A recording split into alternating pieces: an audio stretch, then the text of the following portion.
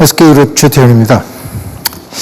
방금 정부와 삼성의 발표를 잘 보셨습니다.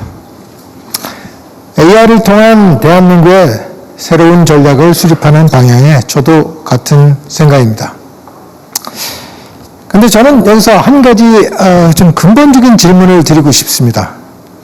대한민국은 왜 AI를 해야 할까요? 다시 말해서 우리는 어떤 목표로 AI를 사용해야 할까요?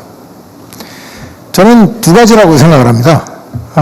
지능 생산 시장을 만들어서 하나는 사회의 고비용을 획기적으로 줄이고 또 다른 하나는 국민 경제를 성장시키는 것입니다. 이를 위해서는 지능을 생산하는 지능 생산 공장, 즉 AI 팩토리가 필요로 합니다.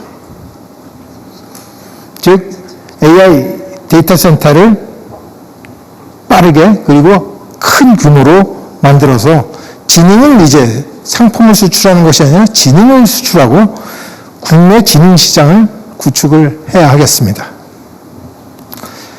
여기서 보다 보면 AI 데이터 센터인데 데이터 센터는 그동안에도 많이 있지 않았느냐라고 생각하실 수 있습니다. 맞습니다.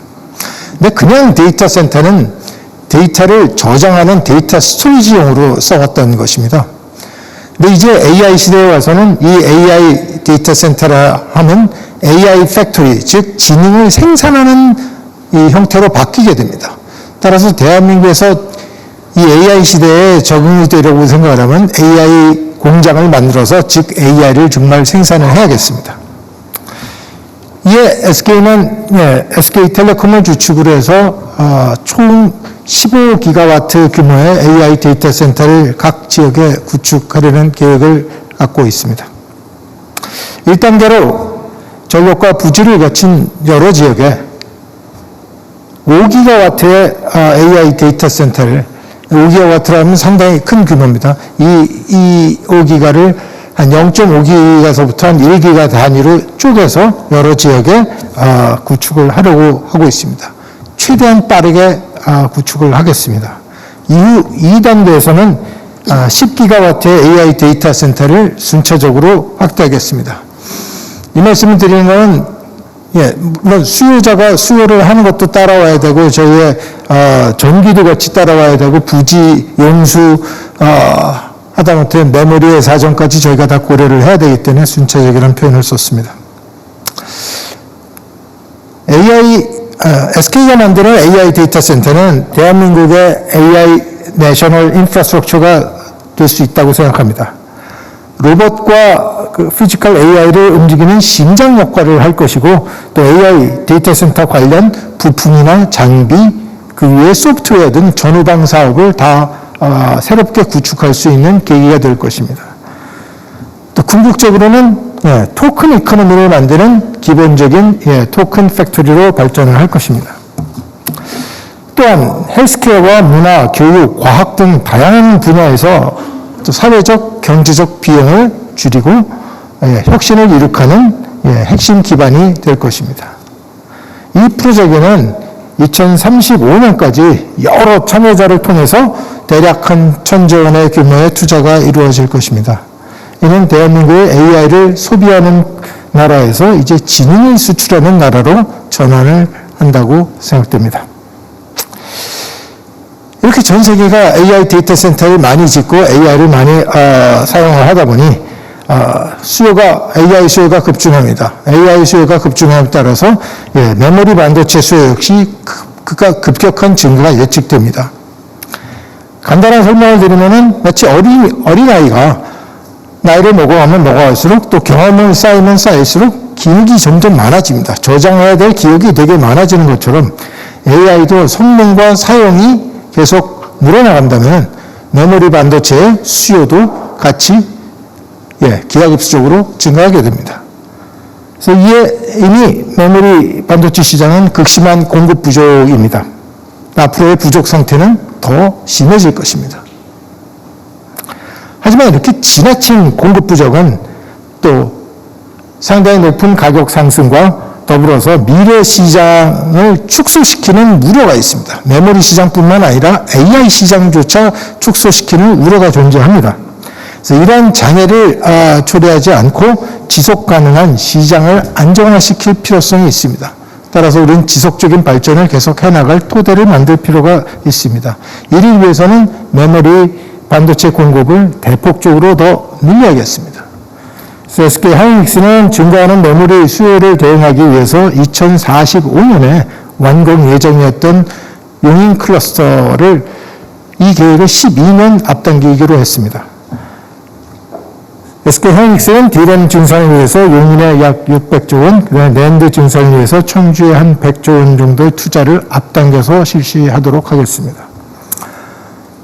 또 메모리 반도체 수요는 용인과 청주 저희가 이걸 좀 앞당겼다 하더라도 앞으로도 계속 공급 부족에 시달릴 거라고 생각됩니다. 이후에도 계속될 메모리 공급 부족을 해소하기 위해서 저희는 새로운 생산 기반을 만들 필요성이 있겠습니다. 또 새로운 반도체 공장을 짓기 위해서는 지금부터 부지 선정과 기존의 인프라 구축을 해야 하겠습니다. 참고로 용인 클러스터 조성에 저희가 9년이 걸렸습니다. 또한 반도체 공장은 대규모 부지와 전력과 용수와 인력이 필요로 합니다. 그래서 SK 하이닉스는 제반 요건을 충족하는 곳에 공장을 건설할 것이고 이러한 조건을 만족할 것으로 기대되는 서남권에 약 400조 원을 투자해서 새로운 클러스터를 조성하고자 합니다. 이는 글로벌 수요에 대응하고 지속 가능한 시장을 만들기 위한 의사결정입니다. 종합해서 말씀드리자면 AI 데이터 센터 프로젝트에 약 1000조, 반도체 공급 확장 프로젝트에 한 1100조를 계획하고 있습니다. 물론 이것은 시장의 수요를 면밀히 관측하고 투자를 집행하겠습니다. 하지만 오늘까지 보이는 수요는 아주 견조하고 이러한 투자가 계속된다 하더라도 여전히 공급 부족을 해소하기는 어렵다고 생각됩니다. 향후 10년을 보면 SK는 평균 한 100조 원 이상의 국내 투자를 계속해서 집행하도록 하겠습니다. 또한 SK는 리스크를 충분히 감안해서 실행 가능한 파이낸스 계획을 준비하고 있습니다. 앞으로 저희는 담대한 비전과 철저한 준비를 바탕으로 글로벌 AI 생태계를 리드해 나가도록 하겠습니다. AI의 미래는 대한민국에서 만들어 나가겠습니다. 감사합니다. 네, 최태원 회장님 말씀 감사합니다. 지금 대통령께서 무대로 이동하고 계십니다.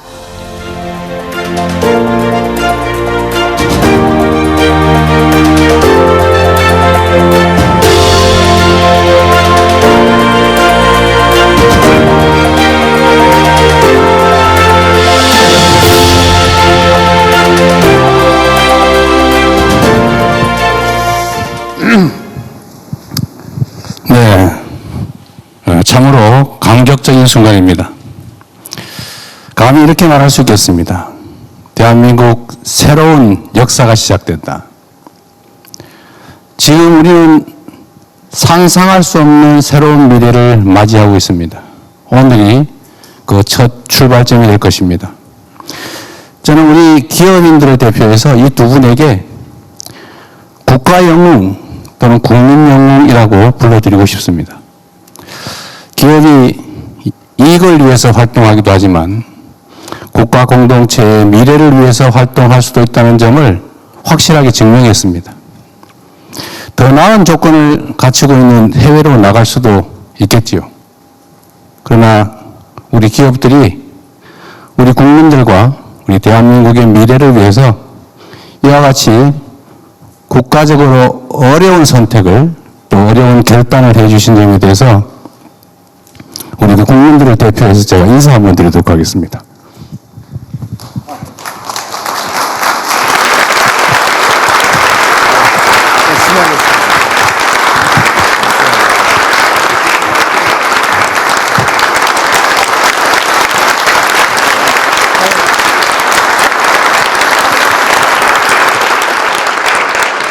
저희가 앞으로 이 계획을 차질 없이 확실히 수행하겠다는 의미로 손 한번 잡아보겠습니다. 네, 대통령님과 두 회장님께서는 손을 네, 하나로 모아주시죠. 네, 제가 대한민국의 미래를 위해 라고 외치면 파이팅으로 모두 함께 한마음 한뜻으로 외쳐주시기 바랍니다. 자, 대한민국의 미래를 위해 파이팅! 자, 다시 한번 하겠습니다. 대한민국의 미래를 위해 파이팅! 고맙습니다. 네, 세 분께서는 자리로 돌아가 주시기 바랍니다.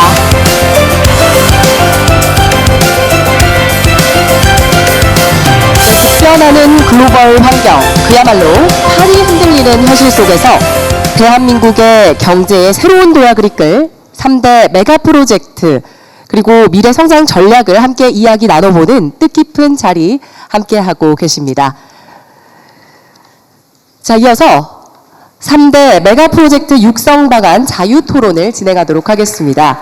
최대한 많은 분들께 발언의 기회를 드리기 위해서 발언자분께서는 핵심만 짧게 말씀을 부탁드립니다. 또 오늘 기회를 얻지 못한 분들께서는 서면 질의서에 적어주시면 추후 필요시에 답변 드리도록 하겠습니다. 네, 자유 토론 시작하도록 하겠습니다. 자, 그러면 네, 업계에서 먼저 시작해 주실까요? 예, 안녕하십니까. 사실 오늘 제가 드리려는 말씀은 이미 네 분의 장관님들께서 미리 말씀을 주셨습니다. 그렇지만 저희 실질적으로 저희 사업을 하는 입장에서는 너무 이 중요한 사항이기 때문에 다시 한번 세 가지의 건의사항으로 요약해서 말씀드리도록 하겠습니다. 첫 번째, 투자 속도를 획기적으로 높일 수 있는 신속한 원스톱 행정지원이 절실합니다. 용인 국가산단을 포함하여 전담부서가 이러한 절차를 한 곳에서 신속하게 처리해 주신다면 저희 기업이 더 빠르게 투자하고 사업 경쟁력을 제고하는 데 큰 힘이 될 것 같습니다. 두 번째는 국가산단은 국가의 인프라를 책임지고 조성해 주실 것을 건의드리겠습니다. 전력과 용수는 AI 시대의 가장 중요한 산업 인프라로 보다 과감한 정책 지원이 필요합니다. 글로벌 경쟁국 수준의 안정적 공급 및 경쟁력 있는 가격으로 국가가 직접 국가 산단까지 공급을 보장해 주시면 다시 한번 감사드리겠습니다. 마지막으로 국토부 장관께서 말씀 주셨는데 정주 여건도 획기적으로 지원해 주시기를 부탁드립니다. 그렇게 되면 오늘처럼 앞으로도 민관이 한 뜻으로 힘을 모아 속도를 낸다면 대한민국은 더욱 크게 도약할 수 있을 것으로 확신합니다. 감사합니다. 네, 이 부분은 좀 미리 말씀을 드리는 게 좋을 것 같습니다. 이 정부도 각오를 해야 되기 때문에 이 관계 장관도 나와 계시고요. 신속한 원스톱 행정 절차는 대통령이 직접 책임지도록 하겠습니다. 이게 아마 용인의 SK 하이닉스 반도체 공장 입지할 때도 제가 나름대로 뭐 지방자치단체장이라 큰 권한은 없었습니다만 그 시간을 앞당기는데 꽤 도움이 됐을 겁니다.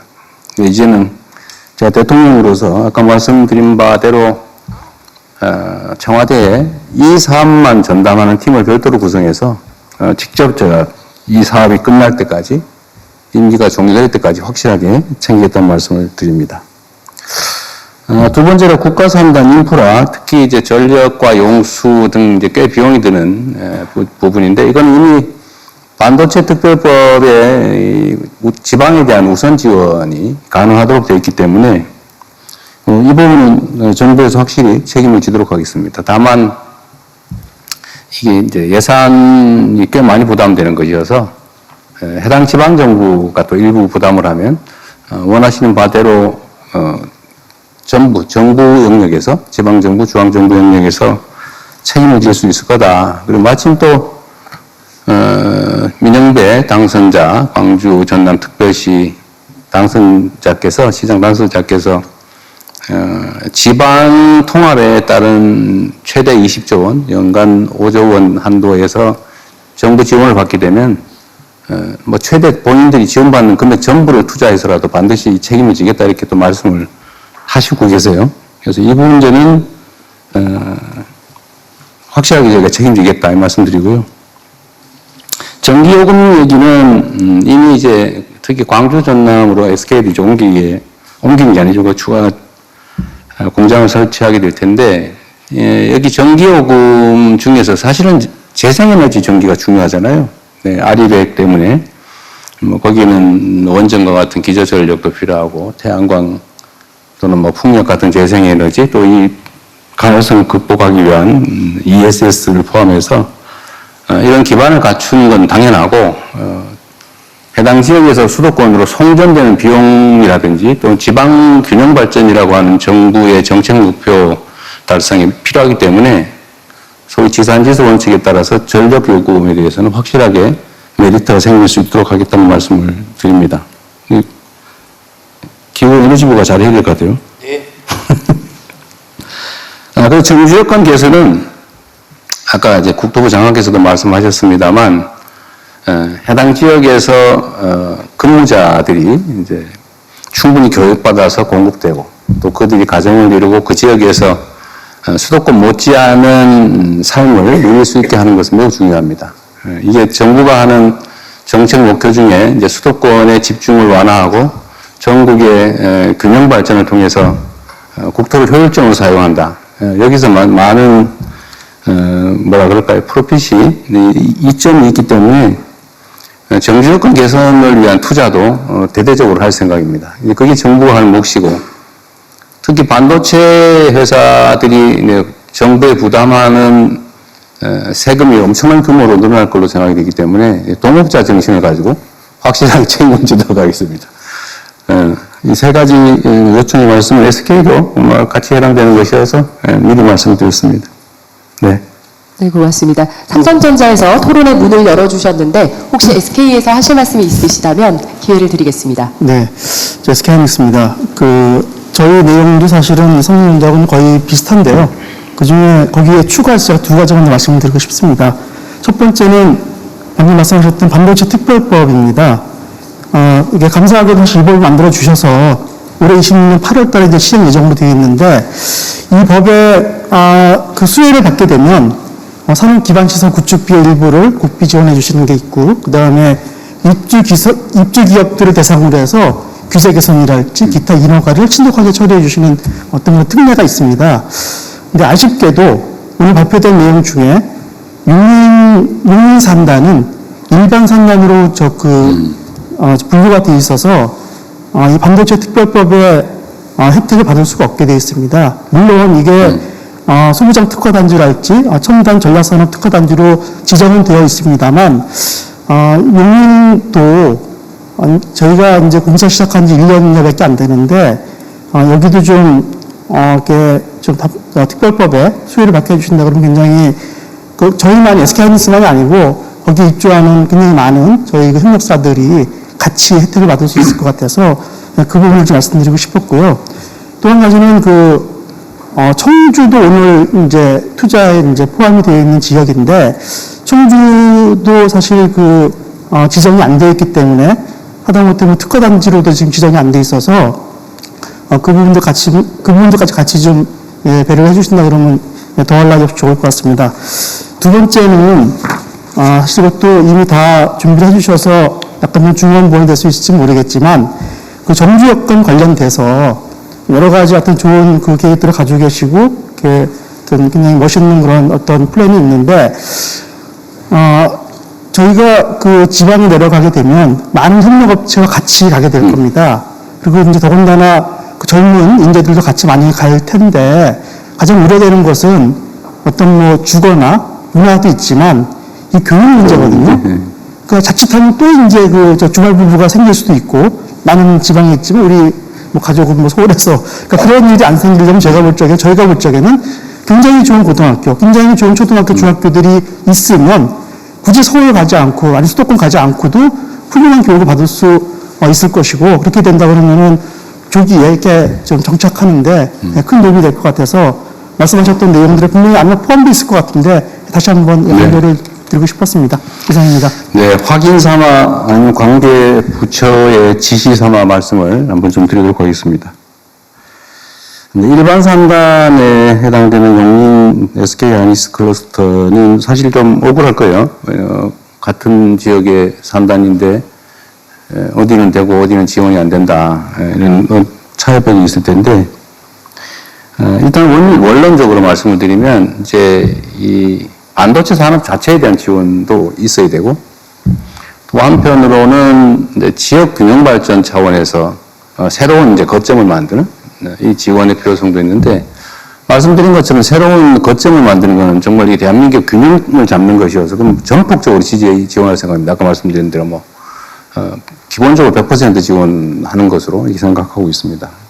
근데 용인 산단 문제는 사실 현재 상태로는 이제 용수 공급이나 이게 아슬아슬하고 용수는 그래서 일반 뭐라 그럴까요? 그 생활용수 이 사용과 거의 맞춰 이제 0.1% 차이로 맞춰져 있는데 그 과연 우리가 예측 못한 장기 가뭄이 발생할 경우 어떤 일이 벌어질지 사실 걱정이거든요. 지금 기온 맞히긴 하는데 근데 전력도 사실은 좀 무리하게 지금 설정되어 있고 물론 그 문제도 저희가 이제 어차피 여기를 빨리 완공하고 또 지방에 또 거점을 만들어야 되기 때문에 동시에 추진하고 수도권에 기존에 계획된 것은 신속하게 이제 건설한다는 게 이제 기업의 방침이기도 하고 정부는 거기 전적으로 이제 지원을 할 생각입니다. 그래서 바람직하기로는 사실 이전의 결정이 좀 그런 점들이 고려됐으면 좋았을 텐데 이 사실 이렇게 수요가 폭증하는 걸 그때 당시 예상을 못하고 요 정도면 되겠지. 뭐 수도권에 이미 갖추어져 있는 사이트에다 하는 게 좋겠다는 판단을 했던 것 같고 정부도 뭐 거기도 최대한 맞춰보자 이렇게 얘기를 했던 것 같습니다. 이제는 방향이 좀 완전히 바뀌어서 두 가지를 동시에 이렇게 만들어 가기로 했습니다. 그래서 지방은 국가에서 필요에 의해서 대대적인 지원을 한다. 이건 명백하게 방침으로 해야 될 테고요. 다만 용인 문제는 저희가 고민을 좀 해보겠습니다. 대신에 이미 이것도 뭐 예를 들면 SK 같은 경우는 45년까지 목표로 했던 걸 32년까지 앞당긴다 그랬던가요? 12년 땅. 네, 12년 당겨서 33년, 35년, 47년이 35년이 되는 모양이군요. 그건 이제 국가적으로도 이익이 되는 문제여서 그 과정에서 생기는 예를 들면 토지 취득의 문제라든지 하여튼 어려움이 되는 점들은 제가 직접 좀 관할해서 최대한 신속하게 문제 해결을 해보도록 하겠습니다. 지원 문제는 좀 이 자리에서 확정적으로 말씀드리긴 좀 어려워서 또 지방에 투자하는 것도 고려해서 저희가 어느 정도의 지원과 협력을 할 것인지 행정적 지원은 뭐 당연히 해야 될 테고요. 다만 재정적 지원을 어느 정도 규모로 할지 과연 할지 말지 부분은 다시 한번 실무적 토론을 한번 해보도록 하겠습니다.